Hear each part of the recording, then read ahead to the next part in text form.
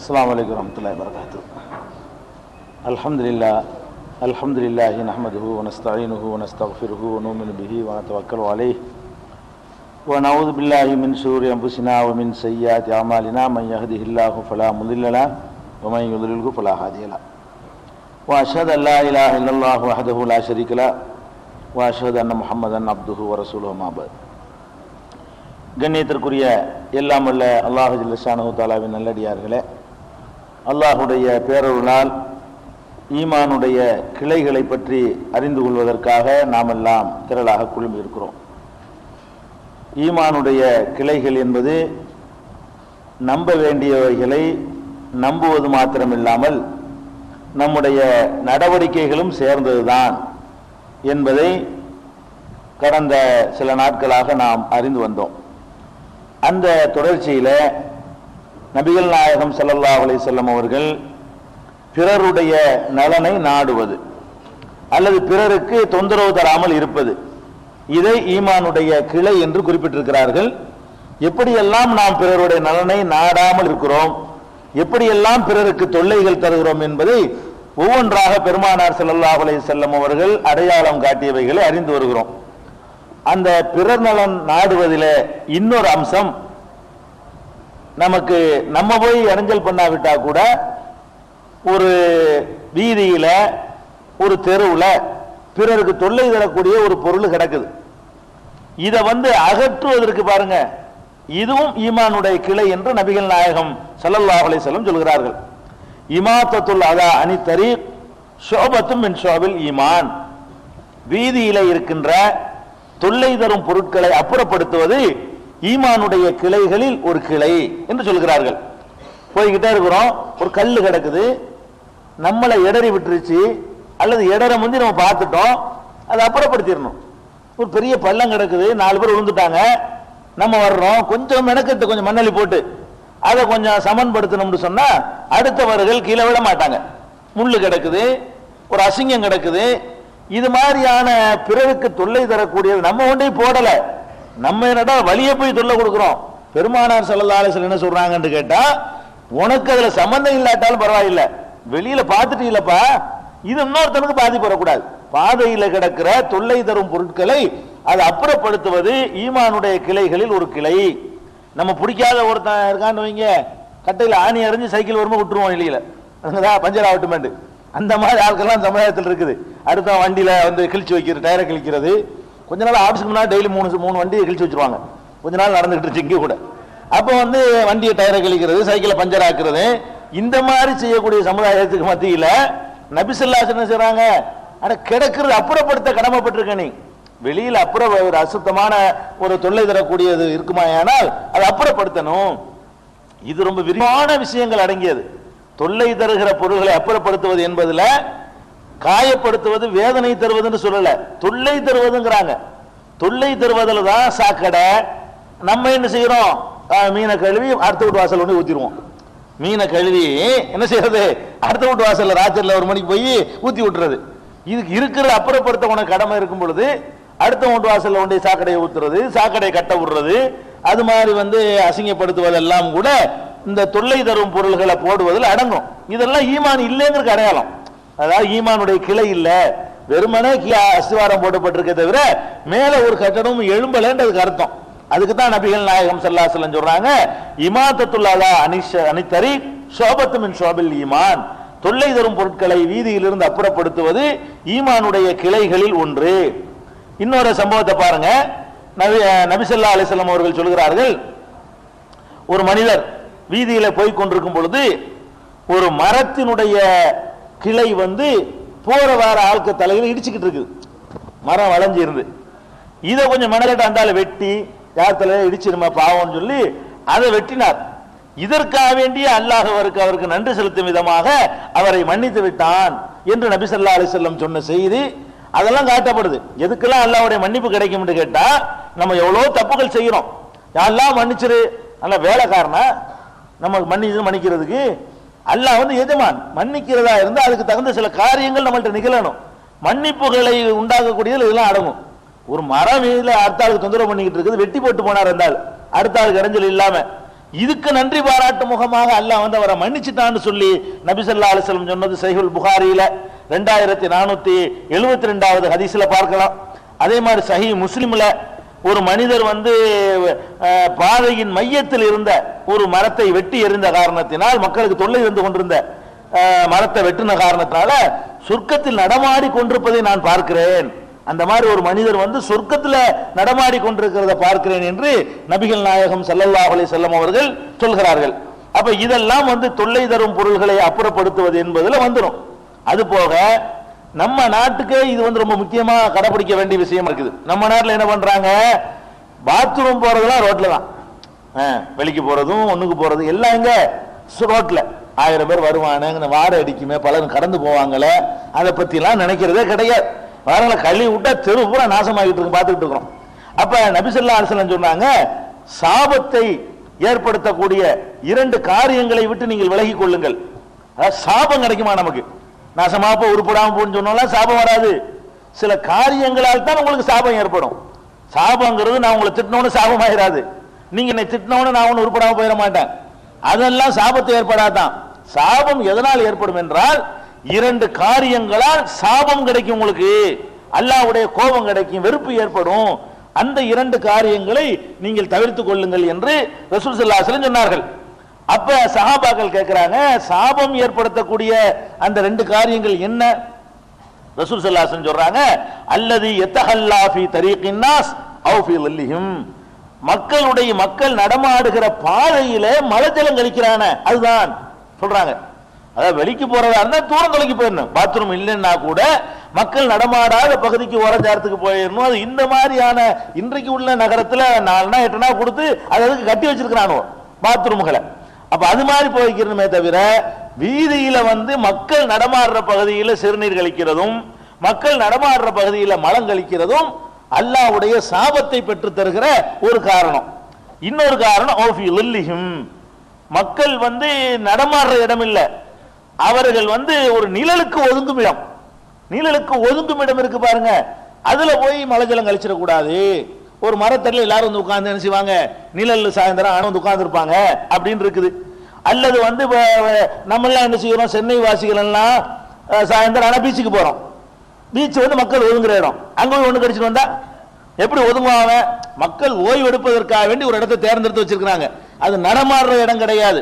மத்தியானம் போத்தீங்கன்னா யாரும் நடமாட மாட்டாங்க, ஆனால் சாயந்தரம் ஆனால் மக்கள் வந்து அது நிழலுக்கு வந்து ஓய்வுக்காக வேண்டி வரக்கூடிய ஒரு இடமாக அது இருக்கிறது.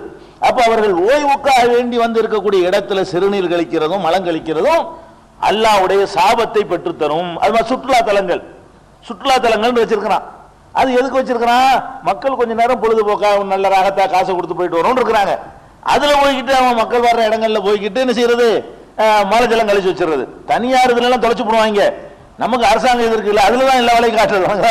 தனியார் இதுல எல்லாம் விட மாட்டாங்க. அரசாங்கம் கிண்டி சிறுவர் பூங்காவுக்கு போனீங்கன்னா அங்கங்க ஒண்ணு கழிச்சு வச்சிருப்பாங்க, அரசாங்கம் நடத்துதுல கம்மியான காசுல. அப்ப அந்த மாதிரியான இதெல்லாம் நீங்க பாக்குறீங்க. அப்ப ரசூல் ஸல்லல்லாஹு அலைஹி வஸல்லம் என்ன சொல்றாங்கன்னு கேட்டா, சாபத்தை ஏற்படுத்துகிற 2 காரியங்கள் இருக்கின்றன, அவற்றை தவிர்த்துக் கொள்ளுங்கள்.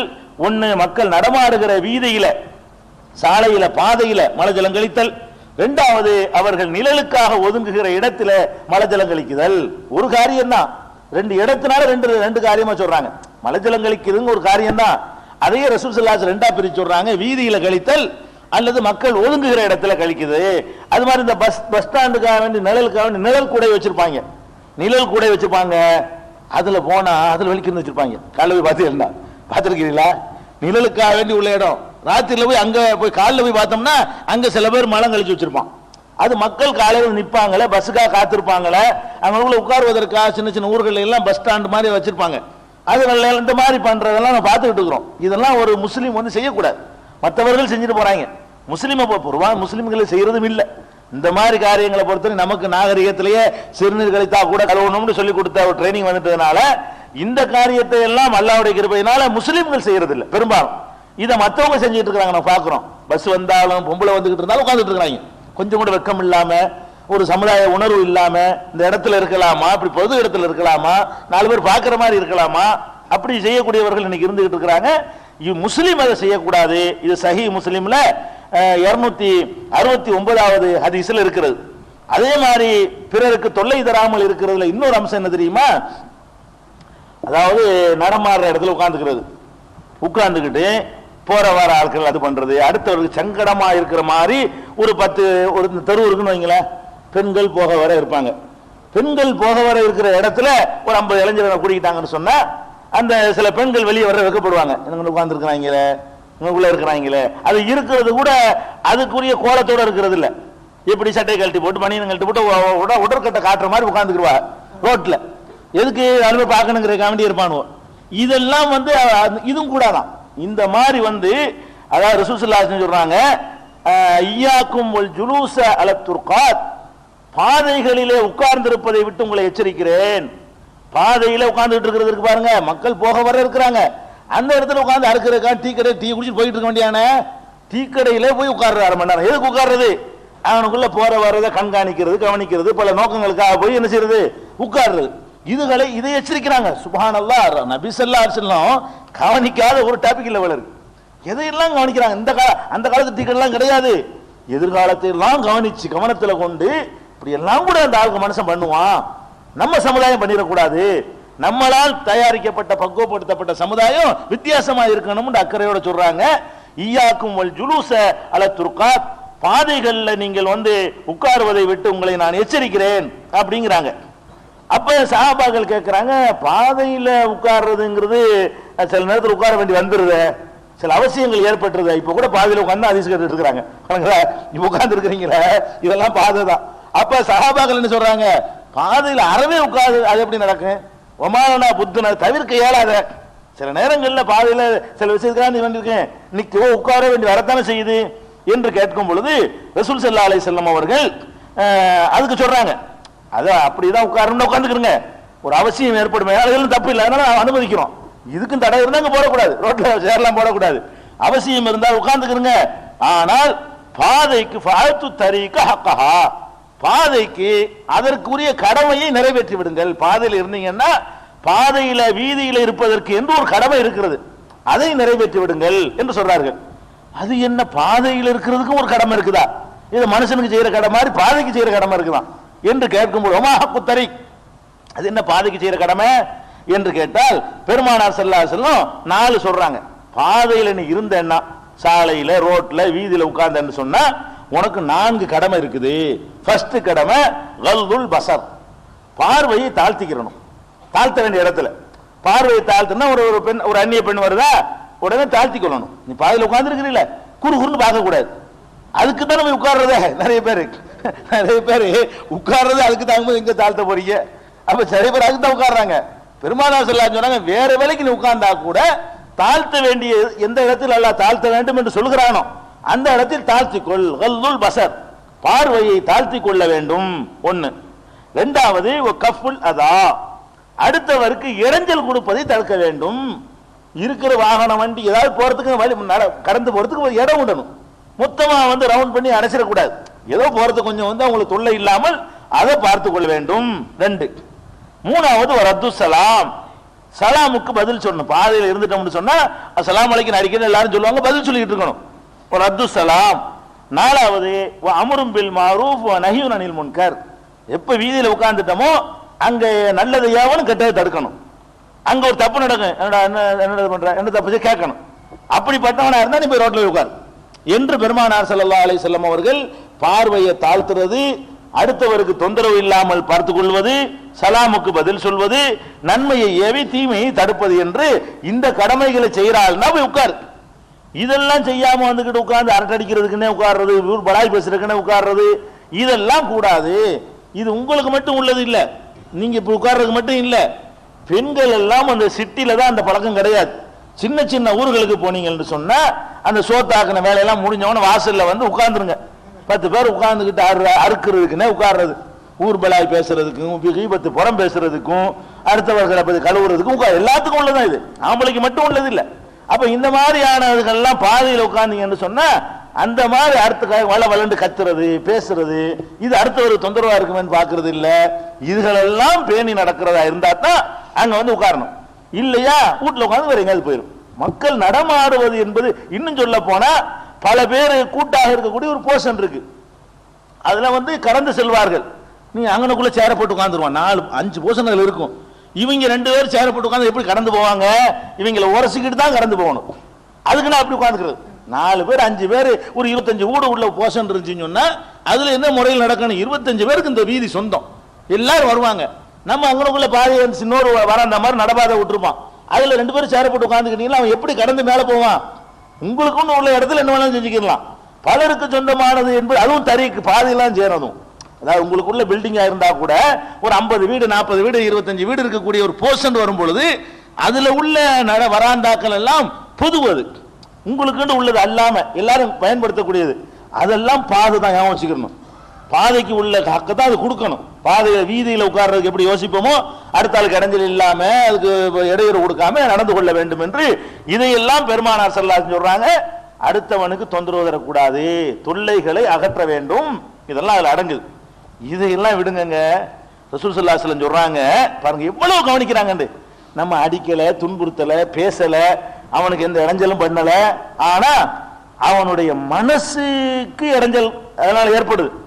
அதை தவிர்க்க சொல்றாங்க. பாருங்களேன் என்ன சொல்றாங்கன்னு கேட்டா, உங்களை அதாவது வெங்காயம் இருக்குல்ல, வெங்காயங்கிறது அது ஒரு பூண்டு, அது ஹராமெல்லாம் கிடையாது, நல்ல சத்து உள்ளது, நல்லா சாப்பிடலாம், அதனால உடம்புக்கு நல்ல நோய்க்கு நிவாரணி, அது கிருமி நாசினி, அதெல்லாம் சிறப்பான சாமான் தான். அதுக்கு மார்க்கத்திலையும் தடை இல்லை. அதை பச்சையாகவும் சாப்பிடலாம், அதை வேக வச்சு சாப்பிடலாம். வெங்காயம்ங்கிறது தடுக்கப்பட்ட ஒரு பொருள் இல்லை. நபி ஸல்லல்லாஹு அலைஹி வஸல்லம் என்ன சொல்றாங்கன்னு கேட்டா, இந்த வெங்காயத்தை யாராவது பச்சையா சாப்பிட்டீர்களே ஆனால் அந்த வாடை நீங்குகிற வரைக்கும் பள்ளி வாசலுக்கு வராதீங்க. வேக வச்சு சாப்பிட்டா வாடை இருக்காது, பச்சையா சாப்பிட்டா வெங்காயத்துக்குன்னு ஒரு வாடை இருக்கும். இந்த வாடை ஒருவருக்கு பிடிக்காது, இந்த வாடை பக்கத்தில் இருக்கிறவருக்கு ஒரு மாதிரியா இருக்கும். அப்ப இந்த தொண்டில் கூட கொடுக்க கூடாதான். எந்த தொண்டில் கொடுக்க கூடாது? இந்த வெங்காயத்தினுடைய வாடையை கூட அவர் வந்து அடுத்தவருக்கு வெறும் பிடிக்காது.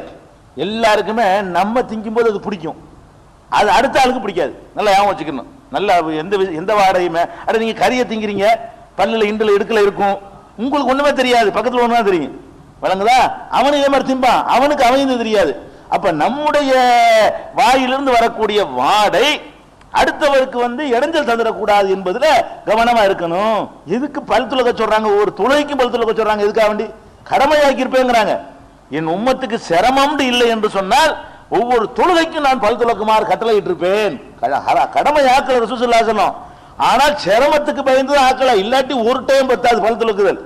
மேலை நாட்டில் கூட 2 டைம் தான் சொல்றான், படுக்கும் போது எந்திரிக்கும் போது பல் துலக்குங்கிறான்.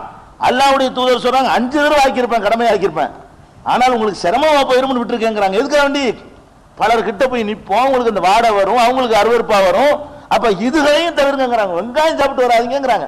அப்ப இதே மாதிரி தான் அந்த புகை பிடிக்கிறாங்களா பக்கத்துல இருந்தா இன்னொருத்தருக்கு பிடிக்காது, அவர் பிடிக்கிறவருக்கு ஒண்ணும் தெரியாது, அவர் அதிலே பழகிட்டதுனால அவர் அதை உணர மாட்டாரு.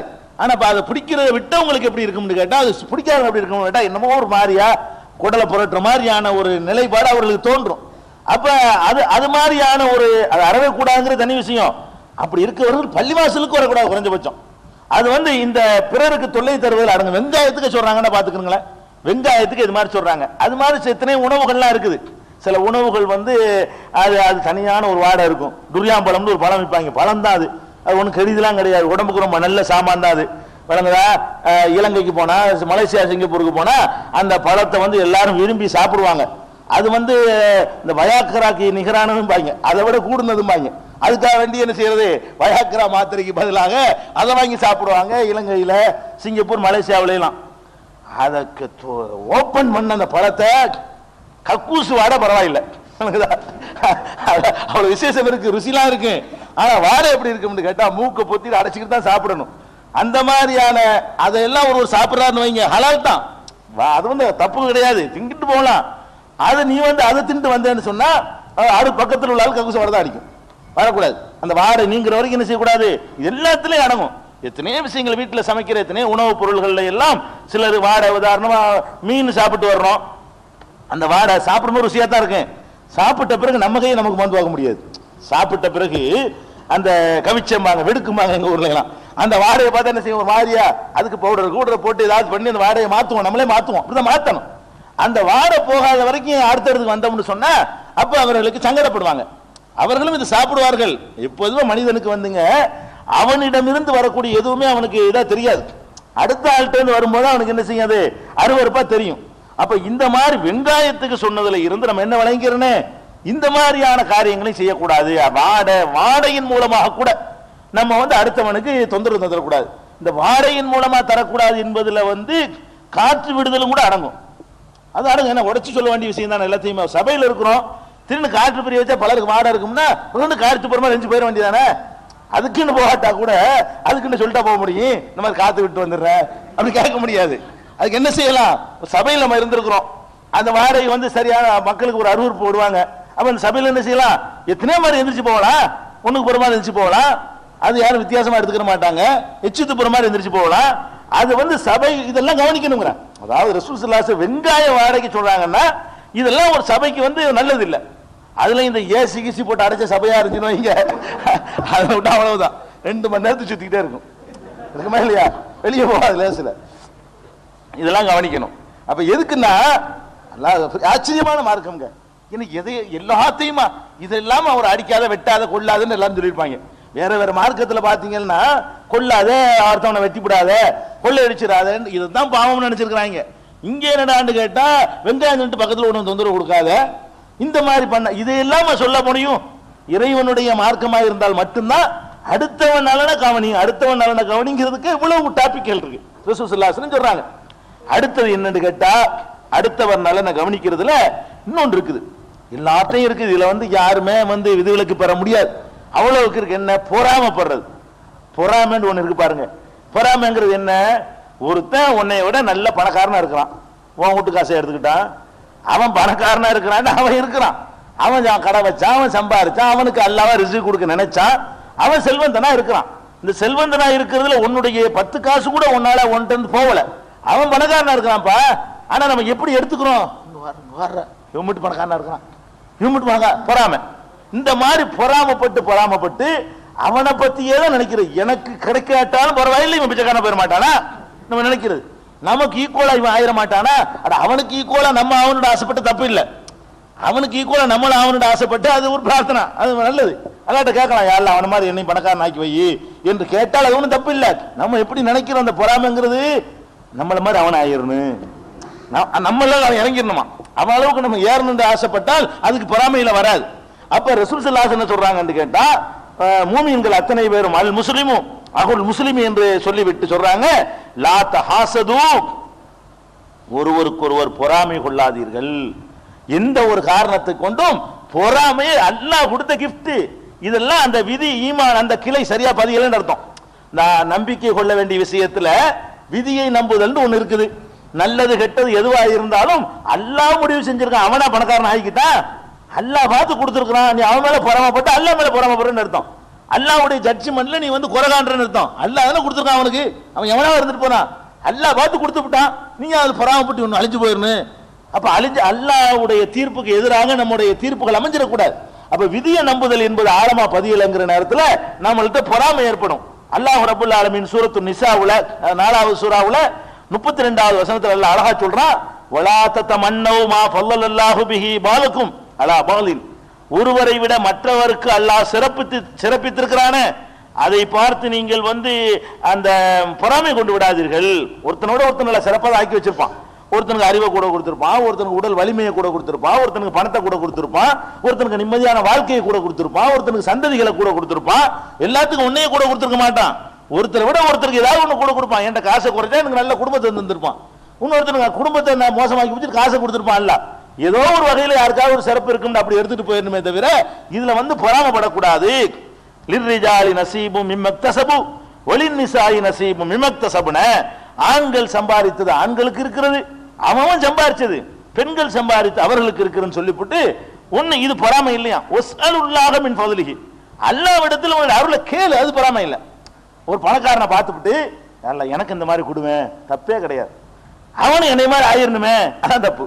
வணங்குதா, அவன மாதிரி நான் அவன மாதிரி கேட்டா இல்லை இல்ல, தப்பு கிடையாது. வஸ்அலுல்லாஹ மின் ஃபضலிஹி, அல்லாஹ்வுடைய அருளை கேட்கறது நீங்க பொறாமை நினைச்சிடாதீங்க, அது பொறாமை கிடையாது. அல்லாஹ்வுடைய அருள் ஒருத்தனுக்கு அல்லாஹ் ஆற்றல் நிறைய கொடுத்திருப்பான், எல்லாம் அந்த மாதிரி எனக்கும் கூட அல்ல. ஒருத்தனுக்கு அறிவு அல்லாஹ் கொடுத்திருப்பான், எல்லாம் அந்த மாதிரி அறிவை எனக்கும் கொடு. ஒருத்தனுக்கு நல்ல அமலை கொடுத்திருப்பான், அந்த மாதிரி அமலை எனக்கும் கூட அல்ல. ஒருத்தர் நல்ல பண்பாடை கொடுத்திருப்பான், அந்த மாதிரி பண்பாடை எனக்கும் கூட இல்ல, இது தப்பே கிடையாது. அப்ப அந்த மாதிரியாக நம்ம பொறாமைப்படுவதையும் தவிர்த்துக் கொள்ள வேண்டும். இந்த பொறாமை என்பதுல பிறருக்கு இடைஞ்சல் செய்யறது இருக்குது மனசால, அவன் நாசமா போகணுங்கிறது உள்ளுக்குள்ள, அது வர வர அவன் கஷ்டப்படும் போது நமக்கு சந்தோஷமா இருக்கும். பொறாமை வந்துருச்சுன்னு வைங்களேன், ஒரு கேள்விப்படுவீங்க, 10 லட்சம் அடிச்சுச்சாமல, அடிபட்டுச்சாமல, சந்தோஷமா பேசிக்கிறது, என்னமோ இவனுக்கு என்னமோ கிடைச்ச மாதிரிங்க. இவன் யார் மேல பொறாமைப்படுறானோ அவனுக்கு ஒரு 10 லட்சம் நஷ்டம்னு வச்சுக்கிறீங்களேன், பேசும்போது சந்தோஷத்தை பார்க்கணுமே, அடி 10 லட்சம் அடி, என்னமோ இவனுக்கு கிடைச்ச மாதிரி, அத்தா சரியான அடி, இந்த சரியான உனக்கு என்ன சரியா, உனக்கு என்ன நன்மை இதனால, அவனுக்கு 10 லட்சம் ரூபாய் போடல உனக்கு வந்துருச்சு பார்த்தீங்களா. மென்டலா நம்ம என்ன சொல்றோம், மனோ சைக்காலஜிக்கலா நம்ம கீழே விழுந்துரும், அதில் வாழத்துக்கு போயிடும். எவ்வளவு கெட்ட எண்ணம் அவனுக்கு போனா உனக்கு என்னத்துக்கு சந்தோஷம் வருது. அப்ப அதான் பொறாமைங்கிறது. பொறாமையுடைய வெளிப்பாடு என்ன செய்யும்னு கேட்டா, அடுத்தவன் அழிவதில் நம்ம ஆசைப்பட ஆரம்பிச்சிருவோம். அல்லாஹ் மின் ஷர்ரி ஹாசிதீன், பொறாமைக்காரனுடைய தீங்கை விட்டு நான் பாதுகாப்பு தேடுகிறேன் அல்லாஹ் சொல்றான். பொறாமைப்பட்டா தீங்கு செய்வான்னு விளங்குது. பொறாமைப்பட்டான்னு சொன்னா ஒரு ஆள் மேல பொறாமைப்பட்ட சும்மா இருக்க மாட்டான், இவனுக்கு இவ்வளவு வந்துருச்சேங்கும் போது அதை கெடுக்கிறதுக்கு என்னென்ன அவ்வளவு பண்ண முடியுமோ, எப்படி எல்லாம் கெடுத்து விட முடியுமோ, அந்த அவனுக்கு நஷ்டம் ஏற்படுத்த முடியுமோ, போலீஸ் கம்ப்ளைண்ட் பண்றது, இன்கம் டாக்ஸ் ஆஃபீஸர் நிறைய அவனுக்கு போய் சொல்றாங்க சார், செல் டாக்ஸி போன் பண்றது, இதெல்லாம் என்ன காரணம், எல்லாம் பொறாமை வந்துருச்சு. என்ன சும்மாவா இருக்க மாட்டான், அதை கருவிக்கிட்டு ஏதாவது செஞ்சு அவனை அழிக்கணுங்கிறதுலயே இருப்பான். இவனுக்கு கருதி கடைசியில முன்னேற மாட்டான். இவன் பாட்டுக்கு இவன் வேலை செய்யற விட்டுப்புட்டு அவனை ஒழிக்கிறதுக்கே பாதி லைஃபை வீணாக்குவான். அந்த நேரத்தை இவன் தான் முன்னேறுவதற்கு செலவழிச்சிருந்தான்னு சொன்னா இவன் எங்கேயோ போயிருப்பான். அப்ப இந்த பொறாமைக்காரன் வந்துட்டான்னு சொன்னா நிறைய இடைஞ்சல் பண்ணுவான். அவனை விட்டு பாதுகாப்பு தேடுங்கள் என்று நபி ஸல்லல்லாஹு அலைஹி வஸல்லம் அவர்கள் அதையும் நமக்கு கவனிக்க சொல்றாங்க. பொறாமைப்பட்டுறாதீங்க. பிறர் நலத்துல இன்னொரு முக்கியமானது இருக்கு, அது எல்லாத்தையுமே இருக்கு. ஒவ்வொரு மனுஷனும் தனக்கு கீழே உள்ள இருந்து சிலர் எடுத்துக்கிறான், அவர்களை இழிவா கருதுறான். இழிவா கருதுறது இருக்கா இல்லையா? அடுத்தவர்களை இழிந்தவர்களாக வெளியில காட்டுறதுல என்ன சிரிச்சிருச்சு பேசினாலும் இவன் எனக்கு ஈக்குவலான ஆளா, இவன் எனக்கு சமமான ஆளா, இது எல்லாருடைய அடி மனசுலையும் ஆழமா உட்கார்ந்துகிட்டு இருக்கு. ஒரு செல்வந்தனுக்கு ஏழை ரொம்ப சீப்பா தெரிகிறான், ஒரு அறிவாளிக்கு ஒரு முட்டாள் என்னவா இருக்கான், சீப்பா தெரிகிறான். ஒரு ஆரோக்கியமானவனுக்கு ஒரு நோயாளி, ஒரு உயர்ந்த குலத்தில் உள்ளவனுக்கு ஒரு தாழ்ந்த குலத்தில் உள்ளவன், இப்படி எல்லா வகையிலையும் ஒருத்த அடுத்தவன் என்ன செய்யறான், இழிவாகவும் மட்டமாகவும் கேவலமாகவும் கருதுகிறான். பெருமானார் ஸல்லல்லாஹு அலைஹி வஸல்லம் சொல்றாங்க, இதுவும் உங்கள்கிட்ட வரக்கூடாது. பிறர் நலம் நாடுதல்ல, ஈமானுடைய கிளையாக இருக்கக்கூடிய பிறர் நலம் நாடுதல்ல முக்கியமான அம்சம், அடுத்தவனை இழிவாக நீ நடத்துறேன்னு வை, இழிவுபடுத்துறேன்னு வை, அல்ல மனசுல இழிவா கருதுறேன்னு வை, அது அவ்வளவுதான். அதை விட ஒரு பெரிய கேடு எதுவும் இல்லைங்கிறாங்க. எப்படி சொல்றாங்கன்னு பாருங்க, கூனு இபாதல்லாஹி இஹ்வானா, நீங்கள் அல்லாஹ்வுடைய அடியார்களாகவும் சகோதரர்களாகவும் ஆகிவிடுங்கள் என்று சொல்லிவிட்டு சொல்றாங்க, அல் முஸ்லிம் அஹுல் முஸ்லிம், ஒரு முஸ்லிம் இன்னொரு முஸ்லிமுக்கு சகோதரனா இருப்பான், லா யظلمஹு, அவனுக்கு அநீதி இழைக்க மாட்டான், வலா யஹுதுலுஹு, அவனுக்கு மோசடி செய்ய மாட்டான், வலா யஹ்கிருஹு, அவனை இழிவாகவும் கருத மாட்டான். முஸ்லிம் என்பவன் இன்னொரு முஸ்லிமை இழிவா கருத மாட்டான் அப்படின்னு சொல்லிட்டு சொல்றாங்க. அத்தக்வா ஹாகுனா, தக்வாங்கிறது இங்கேதான் இருக்கிறது, நெஞ்ச காட்டி சொல்றாங்க. அத்தக்வா ஹாகுனா, தக்வாங்கிறது இங்கதான் இருக்குது, எதுல இல்ல, செயல்ல கிடையாது, இங்க கரெக்டா இருக்கணும், மட்டமா நினைக்கிறது உள்ளத்துல வந்துடக்கூடாது என்று சொல்லிட்டு முஸ்லிம், முஸ்லிமான தன் சகோதரனை இழிவாக கருதுவது ஒன்று ஒருவன் கெட்டவன் என்பதற்கு போதுமான சான்றாகும். அது ஒருத்தப்பே போதும். பெரிய வண்டியா நீ தப்பு செய்ய தேவையில்லை, ஒருத்தனை மட்டமா நினைக்கிற பாரு, அதுவே உன்னைய கொண்டு தள்ளுறதுக்கு போதும், நரகத்தில் கொண்டு தள்ளுவதற்கு பாவ மூட்டை சுமக்கிறதுக்கு அதுவே போதும் என்று பெருமானார் ஸல்லல்லாஹு அலைஹி வஸல்லம் சொல்றாங்க. இது சஹீஹ் முஸ்லிம்ல 4650வது ஹதீஸ்ல இருக்கிறது.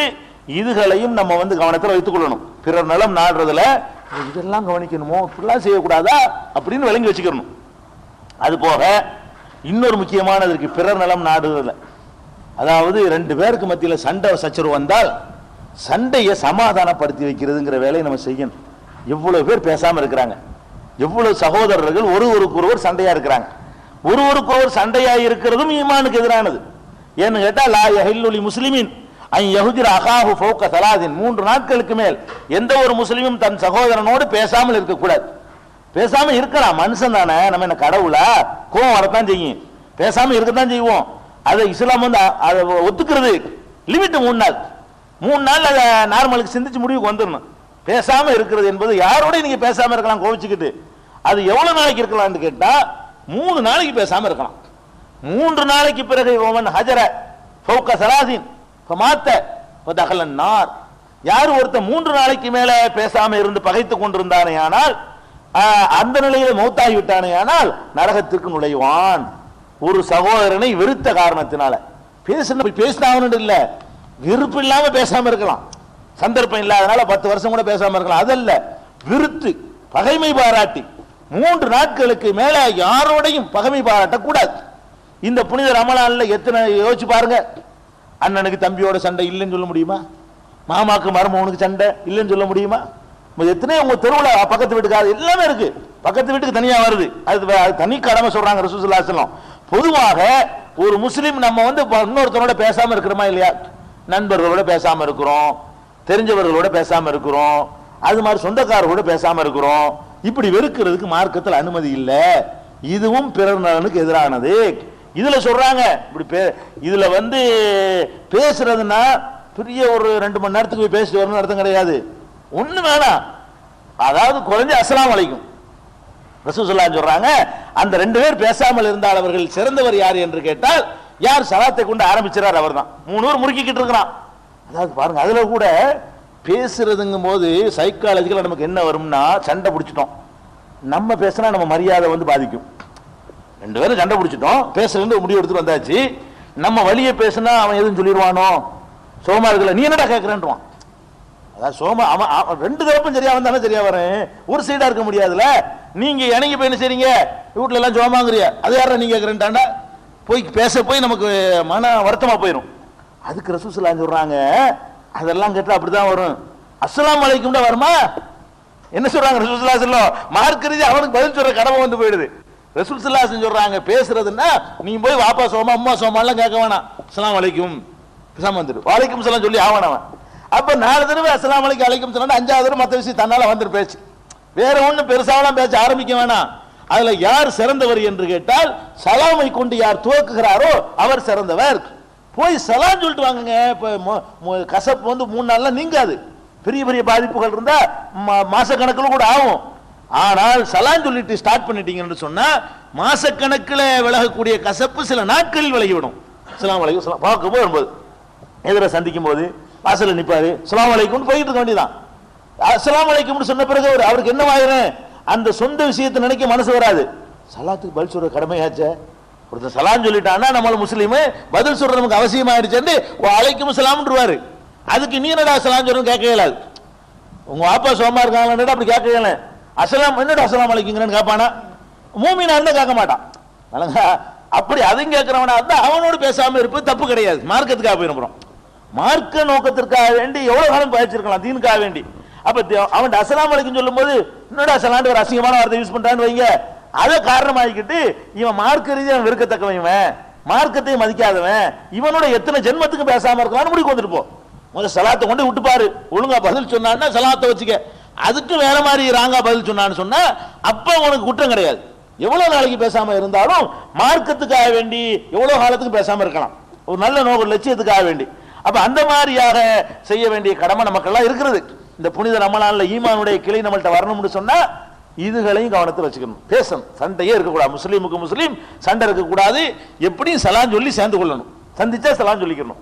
சரி, இது போக 2 பேர் சண்டையா இருக்கிறாங்கன்னு வைங்க, அது அவர்களுக்கு சொன்ன உத்தரவு. அது நம்ம என்ன செய்யணும், 2 பேர் பேசாம இருக்கிறாங்க, நீண்ட காலமா பகையா இருக்கிறாங்க.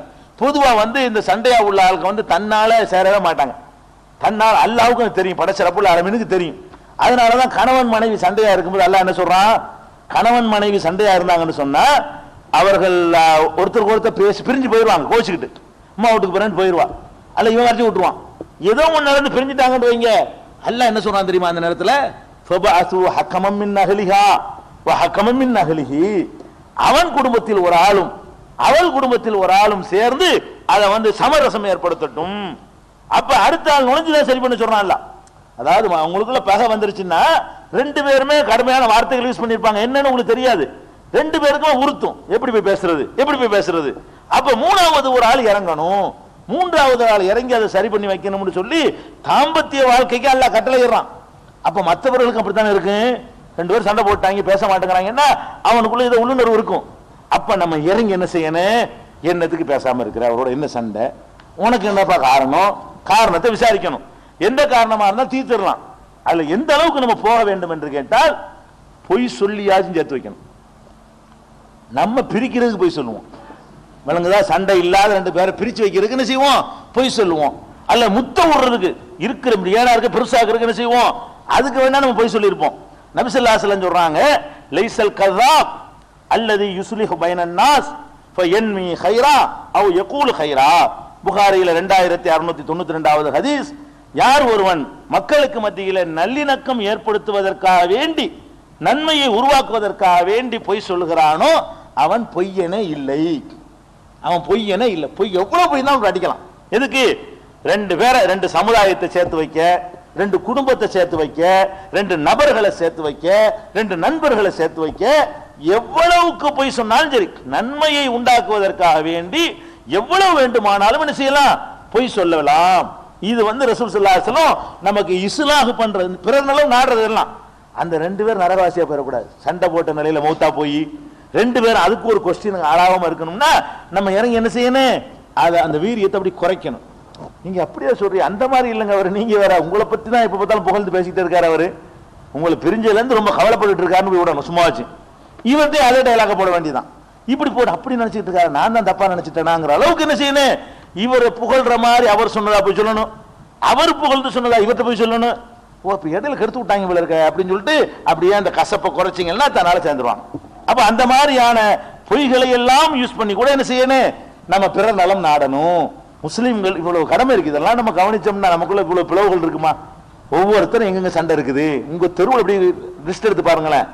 சண்டை பேசிக்கிற மாட்டாங்க, பக்கத்து வீட்டு பக்கத்து பேச மாட்டாங்க, ஏத்து வீட்டுல பேச மாட்டாங்க, சொந்தக்காரன் பேச மாட்டாங்க, போவாதெல்லாம் சொல்லுவாங்க. தாய் தகம் புள்ள, தாய்க்கும் பிள்ளைக்கும் சண்டைங்க. எத்தனை குடும்பத்துல தாய்க்கும் மகனுக்கும் சண்டை. தாயை போய் பார்க்க கூடாதுன்றான் மகங்காரன், பிள்ளைய போக கூடாதுன்றான், அம்மாட்ட போய் பார்க்க கூடாதுவான் பாட்டிய.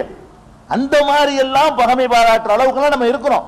இதுகள் எல்லாம் நுழைஞ்சி நம்மளால எந்த அளவுக்கு என்ன செய்யணும், சீர்திருத்தம் பண்ணணும். இன்னும் சொல்ல போனா பிறர் நலம் நாடுறதுல இந்த பிறர்ல வர்ற ஒரு ஆள் தாய் தான். பிறர்ங்கிறதுல பிறர் நலம்ங்கிறது இருக்க, பிறர்ல ஃபர்ஸ்ட் முதல் லிஸ்ட்ல நிக்கிறது யாரு, தாய் தான். பெருமானார் ஸல்லல்லாஹு அலைஹி வஸல்லம் கேட்கிறாங்க, அல்லாஹ்வுடைய தூதரே, மன் அஹப்புன் நாஸி பி ஹுஸ்னி ஸஹாபத்தி, அது அருமையான முறையில் தோழமை கொள்வதற்கு மனிதர்களிலேயே யார் ரொம்ப அருகதை படைத்தவர்கள், இருக்கிற மொத்த மனிதர்கள்ல நான் தோழமையோடு நடந்து கொள்ள தகுதியானவர் யார், முதல் தகுதி யாருக்கு என்று கேட்கிறார் ஒருவர் நபிகள் நாயகம் ஸல்லல்லாஹு அலைஹி வஸல்லம் அவர்களிடத்துல. அதுக்கு ரசூல் ஸல்லல்லாஹு அலைஹி வஸல்லம் சொல்றாங்க, உம்முக்க, உங்க அம்மாப்பா, உங்க அம்மா தான்.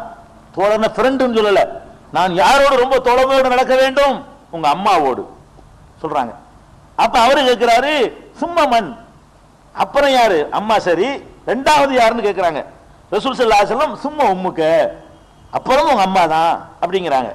அப்புறம் கேட்கிறாரு, சும்மா மண், சரி அது ரெண்டாவது அம்மா தான், அப்புறம் யாரு என்று கேட்கிறாரு. ரசூல் ஸல்லல்லாஹு அலைஹி வஸல்லம் சொல்றாங்க, சும்மா உம்முக்க, உங்க அம்மா தாங்கிறாங்க. அவர் என்ன கேட்கிறாரு, அடுத்தால கேட்கிறாரு, அம்மாவுக்கு அடுத்தால எங்க இருக்குது, அதுதான் ரசூலுல்லாஹ் சொல்றாங்க. விளங்காம சொல்றாங்க, நான் முக்கியமா கவனிக்க வேண்டிய ஆள் யாருன்னு அம்மாங்கிறாங்க. சரி அடுத்து யார், அடுத்த அம்மா தாங்கிறாங்க. அடுத்தபடி அம்மா தாங்கிறாங்க. அப்ப அம்மாவுக்கு அடுத்து ஒண்ணு இல்ல, தாய்க்கு அடுத்துங்கிற நிலையெல்லாம் ஒண்ணு கிடையாது. நாலாவதா கேட்கும் போது சொல்றாங்க, அபூக்க, உங்க அப்பா, உங்க தகப்பனாரு, வாப்பா, அத்தாங்கிறாங்க. அப்ப மூணு படித்தறதுக்கு இல்ல வாப்பா கூட வர்றாரு. ஒரு மனிதன் ரொம்ப கடமைப்பட்டிருப்பது தாய்க்கு தான். அப்ப தாயாரை புண்படுத்த கூடாது, அவர்களை மனநோக்கு நடக்கக்கூடாது, அவர்களுக்கு கஷ்டம் கொடுத்துடக்கூடாது, எல்லா வகையிலும் அவர்கள் மனநிறைவு அடைகிற அளவுக்கு என்ன செய்யணும், நம்ம நடந்து கொள்ள வேண்டும். மார்க்க சம்பந்தமான தப்பு உத்தரவு போட்டா தான் கட்டுப்படக்கூடாது. அல்ல அதையும் சொல்றான், ஒயின் ஜாஹதாக்க அலா அன் துஷ்ரிக பி மா லைஸ லக பிஹி இல்முன் ஃபலா துதிஹுமா, உன்னுடைய தாயும் தந்தையும் ஞானமில்லாத அறிவு இல்லாத ஒரு விஷயத்தை செய்யுமாறு உன்னை வற்புறுத்துவார்களேயானால் அதற்கு கட்டுப்படாது.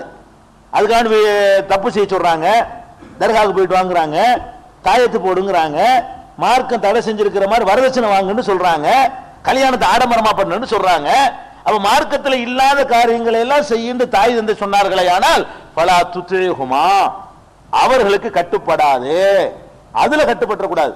எல்லாம் இந்த தப்பு செய்யற ஆட்கள்லாம் அம்மாவை கவனிக்கவே மாட்டாங்க, தாய அவ வரதட்சணை வாங்கும் போது மட்டும் அந்த கேடயம் அம்மா யூஸ் பண்ணுவார். ஏன்டா வாங்கின? தாயார் தான் என்ன செய்யறது, என்னமோ தாயார் அப்படி 100% ஃபாலோ பண்ற மாதிரி, தாயார் சொல்லு கிழிச்ச கோட்டை தாண்டாத மாதிரி. வீட்டுல போய் கேட்டா தெரியும், ஊரு சொல்லு கேட்க மாட்டான். தாயார் சொல்ல காசு வாங்குறதுக்கு மட்டும் சொல்லிக்கிற தாயார, தாயார் சொன்ன இடத்துக்கு நடந்தீங்களோ. அப்ப நீங்க வாங்க உங்களுக்கு ஆசைப்படுறீங்க, பணத்து மேல உங்களுக்கு ஆசை. அதை வந்து ஒரு ஃபார்மாலிட்டிக்கு உலகத்துல கௌரவத்தை விட்டு கொடுக்குறாங்கிறதுக்காக வேண்டி அம்மா மேல பழிய போடுறீங்க. அப்ப தாய் மேல எல்லாம் பழி போடக்கூடாது, அடி சொல்லிட வேண்டிதான். உண்மையிலே நீ வாங்க விருப்பம் இல்லாத இருந்தா நடக்கவே நடக்காது, வாங்க முடியாது. வரதட்சணை வாங்க மாட்டேன், வாங்காட்டி உனக்கு கல்யாணம் பண்ண மாட்டேன்னு கூட தாயார் சொல்லுவாங்க. ஆம்பளைக்கும் கல்யாணம் பண்றது நீங்க இதுக்கு வரணும், நாங்க பண்ணிக்கிறோம். எதுக்கு அம்மா வரணுங்கிற, நீங்க வரதட்சணை வாங்கி தான் பண்ணணும்னு சொன்னீங்கன்னா நாங்களாவது பண்ணிக்கிறோம். மார்க்கத்தில் எங்களுக்கு ஆம்பளைக்கு அதிகாரம் இருக்குது. அதனால என்ன செய்வோம், எத்தனை ஜமாத்துகள் இருக்கு, எத்தனை ஆபீஸுகள் இருக்கு, தாமுக ஆபீஸ்ல கூட பண்ணிட்டு போயிருவோம். வணங்குதா? அதனால வந்து அதுக்கு நாங்க பண்ணி வைப்போம். வரதட்சணை வாங்கலன்னு சொன்னா நாங்க வாப்பாட்ட போய் கடிதம் வாங்கிட்டு வாங்கலாம் சொல்ல மாட்டோம். அப்ப அந்த மாதிரி இருக்கிறதுனால இதுல தாய் தந்தை பழிய போட்டு தப்புகளுக்கு நீங்க காரணம் கற்பிச்சிடக்கூடாது. மார்க்கத்துக்கு தடையான எந்த காரியத்தையும் தாய் சொன்னாலும் தகப்பன் சொன்னாலும் சொல்லக்கூடாது. ஃபர்ஸ்ட் அல்லாஹ், மனிதர்கள்ல தான் தாய் ஃபர்ஸ்ட். டோட்டலா நமக்கு ஃபர்ஸ்ட் யாருன்னா அல்லாஹ், இரண்டாவது ரசூல், அப்புறம் தான் தாய். அந்த வரிசைப்படி வர்றதா இருந்தா ஃபர்ஸ்ட் அல்லாஹ் என்று தான் நீங்கள் பார்க்கணுங்கிறத கவனத்தில் வச்சுக்கிறேன். இது போக மற்ற விஷயங்கள்லாம் எப்படி நடக்கணும் அல்லாஹ் சொல்லி காட்டுறான். ஓ சாஹிபுஹுமா ஃபித் துன்யா மஅரூஃபா, அவர்கள் எவ்வளவு மோசமான கொள்கை உடையவர்களாக இருந்தாலும் சரி துன்யாவிலே அவர்களோடு அழகிய முறையில் உறவு வைத்துக்கொள். சில தௌஹி சகோதரர்கள் அம்மா தர்காவுக்கு போதுங்கிறதுக்கான சோறு கொடுக்க மாட்டாங்களாம். தர்காவுக்கு போகக்கூடாது, வாஸ்தவம், அது மார்க்கத்தில் இல்லை. அது வந்து சொல்லலாமே தவிர சாப்பாட்டை நிறுத்த முடியாது. துன்யாவுல செய்யற அம்புட்டு கடமை நீ செய்யணும்.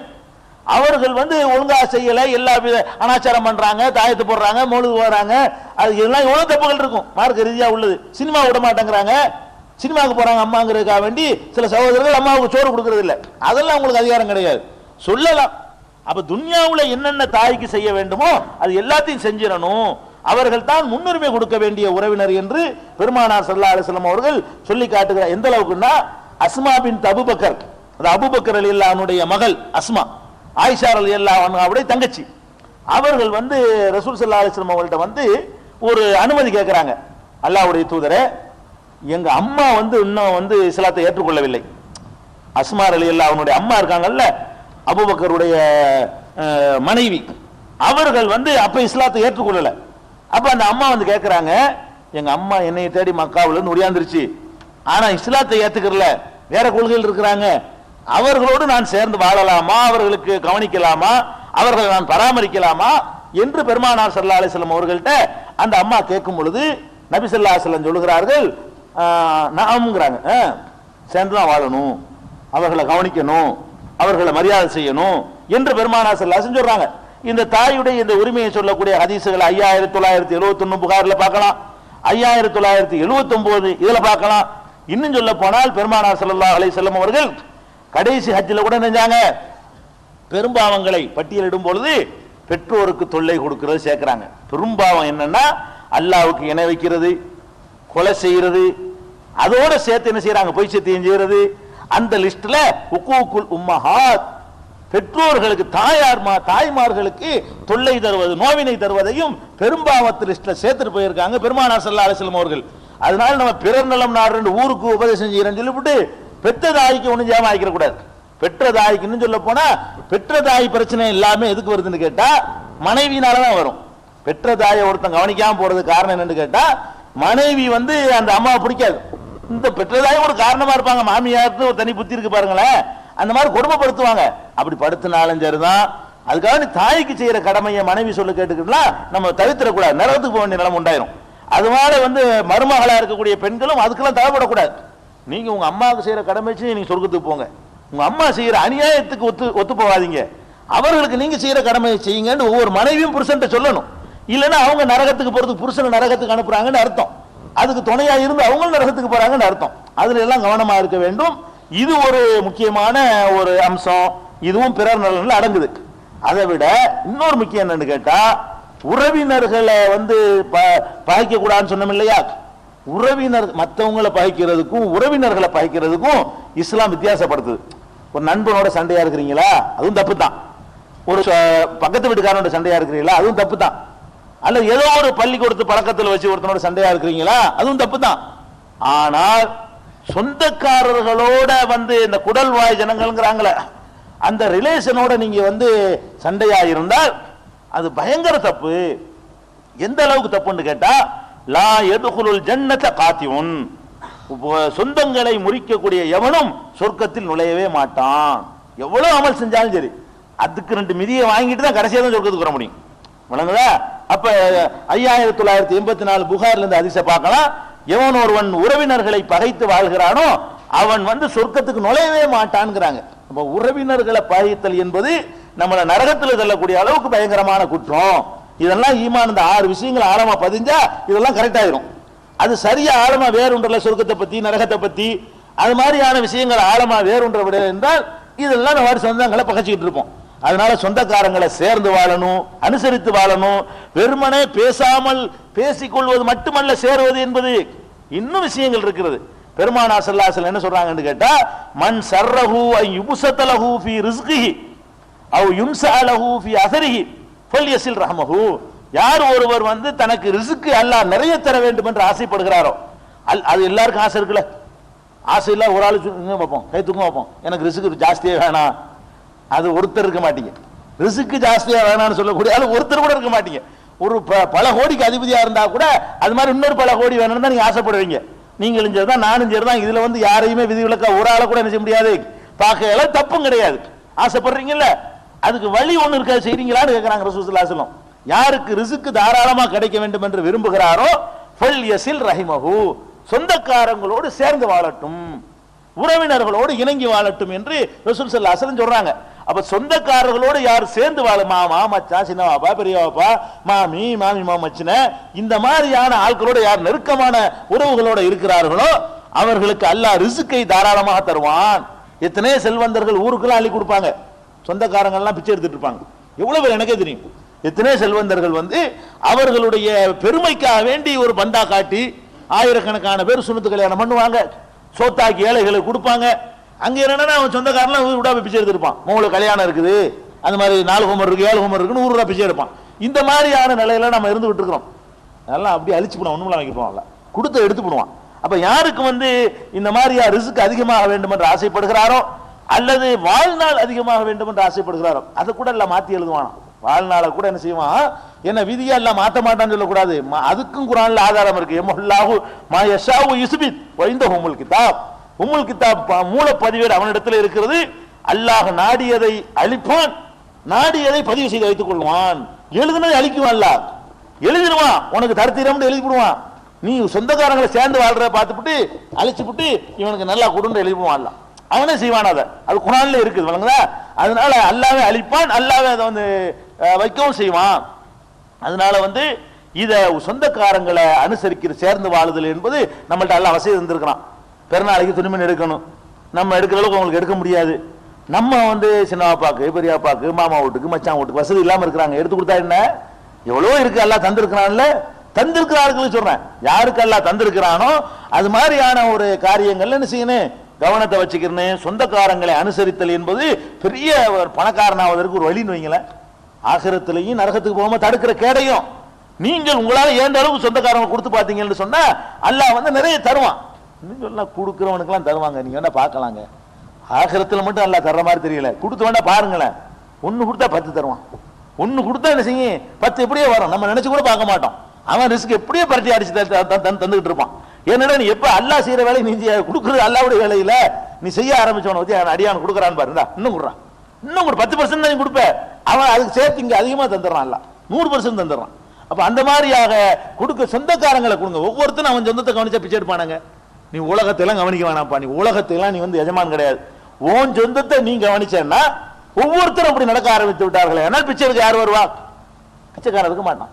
அப்ப அந்த மாதிரி எந்த ஒரு குடும்பமா இருந்தாலும் 4 பணக்காரனும் 4 ஏழையும் கலந்துதான் இருப்பாங்க.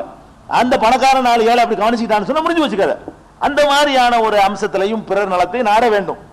அடுத்தது பிறர் நலன்ல உள்ள இன்னொரு விஷயம் என்ன தெரியுமா, புறம் பேசுறது இருக்கா இல்லையா? எல்லாத்தையும் இருக்கு. புறம் பேசுறதுங்கிறது என்னமோ ஒரு அல்வா சாப்பிட்ற மாதிரி இருக்கு நம்மளுக்கு. விளங்குதா? அவ்வளவு ருசியா இருக்குதுங்க. அது இன்னும் ஒண்ணுமே கிடைக்க மாட்டேங்குது. இது யாரையும் விதிவிலக்கு இல்லை. நீங்க எல்லாம் அப்படித்தான் இருக்கிறீங்க, நான் அப்படித்தான் இருக்கேன், எல்லாரும் அப்படித்தான், 5 வேளை தொழுகையால அப்படித்தான் இருக்கிறாரு, ஹாஜியாரும் அப்படித்தான் இருக்கிறாரு. அது ஒருத்தரையுமே விதிவிலக்கு பண்ண முடியல. சைத்தான் அதுல நம்மளை ஜெயிச்சுக்கிட்டு தான் இருக்கிறான். ஒவ்வொருத்தரும் என்ன செய்யணும், தெரிஞ்சு கொள்ள வேண்டும். அது ரொம்ப பயங்கரமான. எந்த அளவுக்கு கேட்டா, அல்லாஹ் இதுக்கு பயன்படுத்துற மாதிரி ஒரு அருவருப்பான வார்த்தையை வேற எதுக்குமே பயன்படுத்தல. புறம் பேசுறதுக்கு குர்ஆன் முழுசும் பரட்டி பார்த்தா கூட இவ்வளவு ஒரு அருவருப்பான ஒரு வார்த்தையை வேற எந்த தப்புக்காச்சும் அல்லாஹ் யூஸ் பண்ணிருக்கானான்னு கேட்டா கிடையவே கிடையாது. புறம் பேசுறதுக்கு என்ன சொல்றான் தெரியுமா? உங்களுடைய சகோதரன் செத்து போனவனை அவன் இறைச்சி அறுத்து பொறிச்சு கபாப் பண்ணி திம்பியலான்னு கேட்கிறான்ல. உங்களுடைய மணி உங்க சகோதரன் ஒருத்தர் இருக்கான், அவன் செத்து போயிட்டான், அவனுடைய இறைச்சியை அறுத்து திம்பியலா, அதுவும் புறம் பேசுற ஒண்ணுங்கிறான்ல. சுப்ஹானல்லாஹ், இவ்வளவு ஒரு அசிங்கமா இல்ல, அவ்வளவு கேவலமா அல்லாஹ் சொல்லி காட்டுறான். எப்படி கேட்கறான்னு சூரத்துல் ஹுஜராத்ல அல்லாஹ் சொல்லி காட்டுகிறான். என்ன சொல்றான்?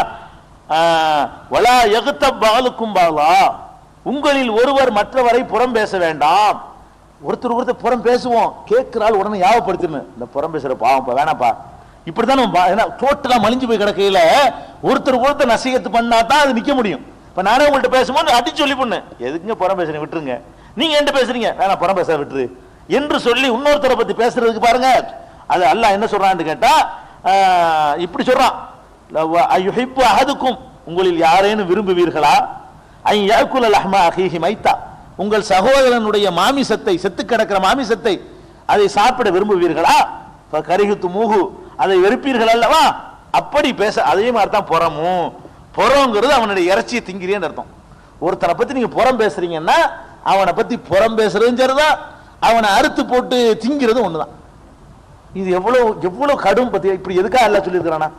நீங்க மொத்த குர்ஆனை பரட்டி பாருங்க. இவ்வளவு ஒரு அசிங்கமான ஒரு செயல். மனுஷமா நரமாமிசம் திங்கிறவர்கள், நரமாமிசம் திங்கக்கூடியவர்கள், மனித மாமிசம் திங்கக்கூடியவர்கள் ஒரு கடும் வார்த்தை எல்லாம் யூஸ் பண்றாங்க போது ரொம்ப தவிர்த்து கொள்ளணும். புறம்ங்கிறது வரவே கூடாது.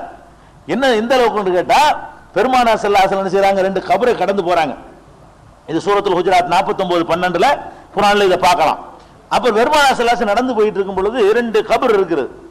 இந்த 2 கபரில் உள்ளவர்களும் இப்போது அதாபு செய்யப்பட்டு கொண்டிருக்கிறார்கள் என்று ரசூல் ஸல்லல்லாஹு அலைஹி வஸல்லம் சொல்றாங்க.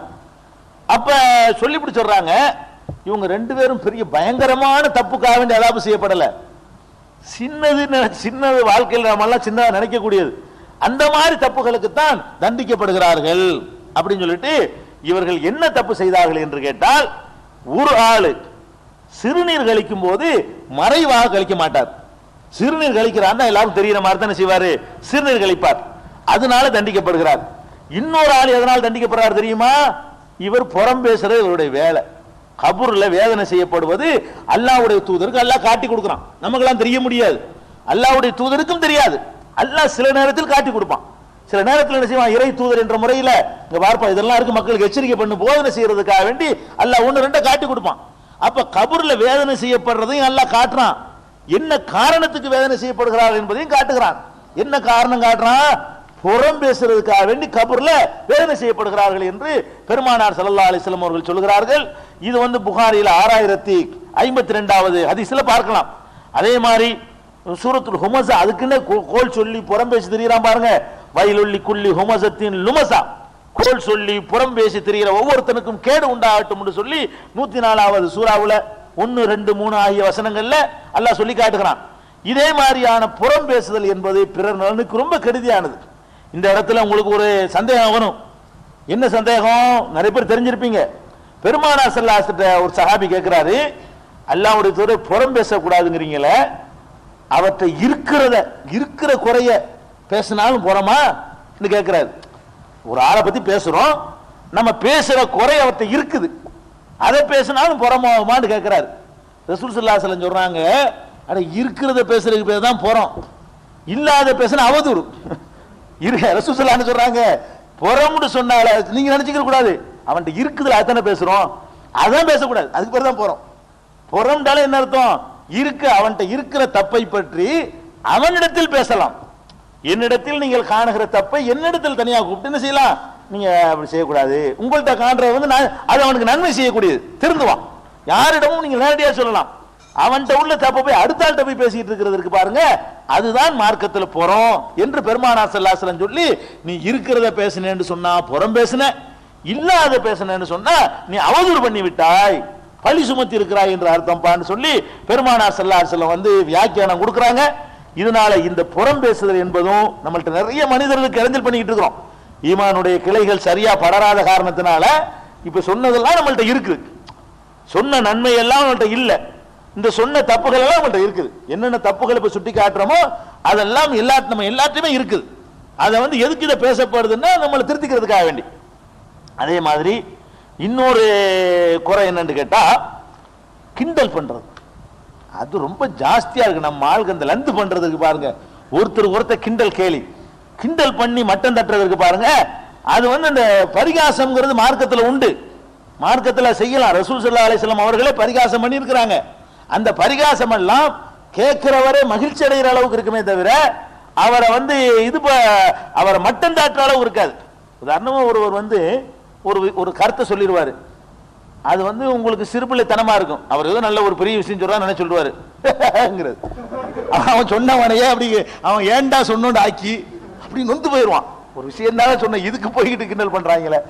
இது வந்து அவன் எவ்வளவு நொந்து போயிடுவான்.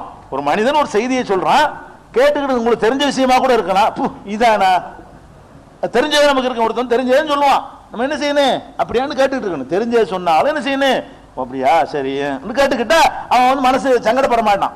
நம்ம என்ன செய்யறது, அவனுடைய பேச்சை கிண்டல் பண்றது, ஒருவனுடைய நட ஒரு மாதிரியா நடந்து போவான், அவனா வேணும்னு நடக்கிறது இல்ல. எல்லாம் வந்து ஒரு பேப்பர் கணத்துக்கு ஒரு காலை குறைச்சு விட்டா தாங்கி தான் நடக்கணும், பெரிய அளவுலாம் குறைக்க வேண்டியது இல்ல.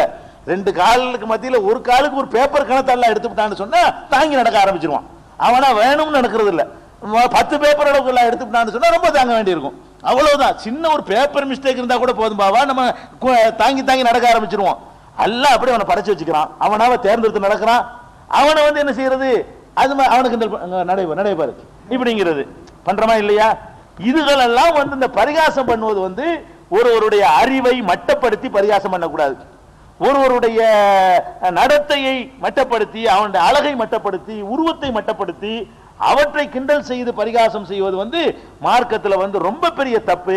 அல்லாஹ் என்ன சொல்றான்னு கேட்டா, யா அய்யுஹல்லதீன ஆமனு 49:11 அல்லாஹ் சொல்றான், நம்பிக்கையாளர்களே, லா யஸ்ஹர் கௌமும் மின் கௌமின், ஒரு சமுதாயம் இன்னொரு சமுதாயத்தை கிண்டல் பரிகாசம் செய்யாதீர்கள், அஸா அன் யகூனு கைரம் மின்ஹும், அவர்களை விட இவர்கள் சிறந்தவர்களாக இருந்து விடக்கூடும். நீ யார பரிகாசம் பண்றியோ அவன் சொர்க்கத்துக்கு போறவனா இருப்பான், நீ நரகத்துக்கு போறவனா இருப்ப, உனக்கு எதுக்கு இந்த வேலைங்கிறான் அல்லாஹ். அஸா அன் யகூனு கைரம் மின்ஹும், நீங்கள் யாரை பரிகாசம் செய்கிறீர்களோ அவர்கள் இந்த பரிகாசம் செய்பவர்களை விட சிறந்தவர்களாக இருக்கக்கூடும். இதை வந்து மொட்டையா சொன்னாலே போதும். இந்த பொம்பளைகளுக்கும் தனியா இதே வார்த்தை திருப்பி ஒருக்கா சொல்றான், ஒலா நிசாவும் மின் நிசாயின், எந்த பெண்களும் வேறு எந்த பெண்களையும் பரிகாசம் செய்து விட வேண்டாம். அஸா அன் யகுன்ன கைரம் மின்ஹுன்ன, இவர்களை விட அவர்கள் சிறந்தவர்களாக இருக்கக்கூடும், அது அல்லாஹ்வுக்கு தான் தெரியும். அதனால நீங்க வந்து மட்டப்படுத்திடாதீங்க. தமாஸ் பண்ணலாம். தமாஸ் என்பது என்ன பண்ணலாம், ரசூல் ஸல்லல்லாஹு அலைஹி வஸல்லம் தமாஸ் பண்ணியிருக்கிறாங்க. ஒரு அம்மா வருது, வந்து என்ன செய்யுது, ஒரு ஆள் வர்றாரு, என்னை வந்து ஒரு ஒட்டகம் தாங்க ஏற்றி அனுப்புங்க, எனக்கு ஒரு ஒட்டகம் கொடுங்கிறாரு. ரசூல் ஸல்லல்லாஹு அலைஹி வஸல்லம் சொல்றாங்க, அவருக்கு ஒரு ஒட்டக குட்டியை கொடுங்கிறாங்க. ஒட்டக குட்டினா ஏறி போக முடியாது, அவர் ஏறி போறது கேட்கிறாரு, ஒட்டக குட்டியை வச்சு நான் என்ன செய்வேன் அப்படிங்கிறாரு. அட எந்த பெரிய ஒட்டகமா இருந்தாலும் இன்னொரு ஒட்டகத்து குட்டி தானே அது அப்படிங்கிறார். இதுல அவர் புண்பட மாட்டாரு, அது சந்தோஷப்படுவார். அவர் கொடுக்கறதே என்ன செய்யறாங்கன்னா பெரிய ஒட்டகத்தான் கொடுக்க சொல்றாங்க. அது எப்படி சொல்றாங்கன்னு கேட்டா, ஒரு ஒட்டக குட்டியை கொடுங்கிறாங்க. அவர் குட்டியை வச்சு நான் என்ன செய்வேன், அதுல ஏறி போக முடியாத அப்படிங்கும் பொழுது அந்த பெரிய ஒட்டகமும் அது அதனுடைய தாய்க்கு குட்டி தானே, பிடிச்சிட்டு போன்னு சொல்லி பெரிய ஒட்டகத்தான் கொடுக்குறாங்க. இது வந்து ஒரு புண்படுத்துறது இல்லை, அவருடைய அந்த அவங்களுடைய தகுதியவோ அவங்களுடைய தரத்தையோ. அதே மாதிரி ஒரு அம்மா வந்து நான் சொர்க்கத்துக்கு போவான்னு கேட்கும்போது கிளவிகள்லாம் சொர்க்கத்துக்கு போக மாட்டாங்க அப்படின்னாங்க ரசூல் ஸல்லல்லாஹு அலைஹி வஸல்லம். அந்த அம்மா கிளவி சொர்க்கம் இல்லையா, அப்ப நாங்களே அமல் செய்யணும் அப்படின்னு, நீ இளமையான இளம் பெண்ணா தான் போவ அப்படிங்கிறாங்க. அதாவது கிளவிகளா போக மாட்டாங்க, கிளவிகளா இருந்தாலும் சொர்க்கத்துக்கு போகும்போது எல்லாம் இளைஞர் ஆயிடுவாங்க இல்லையா, கிளவிலாம். நீ இளம் பெண்ணா மாறித்தனமா போவ, அதைத்தான் சொன்னேங்கிறாங்க. இதெல்லாம் புண்படுத்துறது இல்ல, ரசூல் ஸல்லல்லாஹு அலைஹி வஸல்லம் பண்ணியிருக்கிறாங்க. இதெல்லாம் புண்படுத்துறது இல்ல. மருமகனோட சேர்ந்து பேரிச்சம்பழம் சாப்பிடுறாங்க, அலியும் ரசூல் ஸல்லல்லாஹு அலைஹி வஸல்லம் பேரிச்சம்பழம் சாப்பிடுறாங்க. அவர் என்ன பண்றாரு, அலி ரலியல்லாஹு அன்ஹு அவர் சாப்பிட்ட பேரிச்சம்பழத்தை கொட்டையெல்லாம் கிறுக்கி போடுறாரு ரசூல் ஸல்லல்லாஹு அலைஹி வஸல்லம் பக்கத்துல. அப்ப பார்த்தா போட்டது மட்டும் இல்லாம இவ்வளவு சின்றுக்கு இல்லைங்கிறாரு. 2 பேருடைய கொட்டை இருக்கும்ல, இவங்க ரசூல் ஸல்லல்லாஹு அலைஹி வஸல்லம் சாப்பிட்ட கொட்டை அங்க இருக்குது, அவர் சாப்பிட்டது என்ன சாப்பிட்டு சாப்பிட்டு கொட்டைங்கிற தள்ளி விட்டுறாரு மாமாவுக்கு முன்னாடி. அப்ப அதோட நிக்காம கிண்டல் பண்றாரு, இவ்வளவு தின்னு இல்ல, மத்தவங்க எல்லாம் கம்மியா சாப்பிட்டு இருக்காங்க. அப்ப ரசூலுல்லாஹ் சொன்னாங்க, நீ கொட்டையோட தின்னுட்டிய, ஒரு கொட்டை காணாமப்பா, பேரிச்ச மரத்தை கொட்டையோட முழுங்கி இருக்கிறேன் நீ, ஓமக்கத்துல ஒரு கட்டை. இது அவரும் சிரிச்சுக்கிறாரு. இப்படி சொன்னா அவர் கோவப்படுவார, சிரிப்பாரு. இதெல்லாம் கூடும், இந்த மாதிரி கூடும். அவன் அறிவை மட்டமாக்க கூடாது, அவனுடைய தோற்றத்தை கிண்டல் பண்ணக்கூடாது. அணிஞ்சிருக்கிற ஆடை, அவன்கிட்ட இருக்கிற ஆடை அணிஞ்சிட்டு வருவான், கிளிசல் கூட தையல் போட்டிருக்கும், கட்டை பாரு, இதெல்லாம் சொல்லக்கூடாது. அவன்கிட்ட இருக்கிறவன் போட்டுட்டு வருவான். அதனால ஒருத்தன் அணிஞ்சிருக்கிற ஆடை, ஒருத்தன் வச்சுக்கிற பேனா, ஒருத்தன் வச்சுக்கிற போட்டிருக்கிற தொப்பி, அவன் வச்சுக்கிற புஸ்தகம், அவன் வச்சுக்கிற பேக்கு, ஒரு பேக்கு பழைய பேக்கை ஒருத்தர் கொண்டு பேக்கு பாரு, பேக்கு பாரு, நீ நான் வாங்கி கொடுத்த அவன் பேக்கம் வச்சிருப்பான், உனக்கு என்ன? அப்ப இதெல்லாம் கூடாது மார்க்கத்துல. இதான் அல்லாஹ் கண்டிக்கிறான். இது 49:11 சூரத்துல் ஹுஜராத்தில் எல்லாம் கண்டிக்கிறான். இன்னும் பிறர் நலம், நாளை பிறர் நலன் இன்ஷா அல்லாஹ் முடிச்சுக்கலாம். பிறர் நலன் பேணுவது என்பதுல இன்னும் பல செய்திகள். ஏன்னா இதெல்லாம் எதுக்குன்னு கேட்டா திருந்திக்கிறதுக்கு தான். சில விஷயங்கள் உங்களுக்கு தெரிஞ்சதா இருக்கலாம், திருப்பி திருப்பி சொல்வதன் மூலமாக நம்ம திருத்திக் கொள்ள வேண்டும் என்பதற்காக வேண்டியது சொல்லப்படுகிறது. அல்லாஹ் ரப்பல் ஆலமீன் இந்த ஈமானுடைய கிளைகளை அறிந்து நடக்கக்கூடியவர்களாக நம் அனைவரையும் ஆக்கி அருள் புரிவானாக.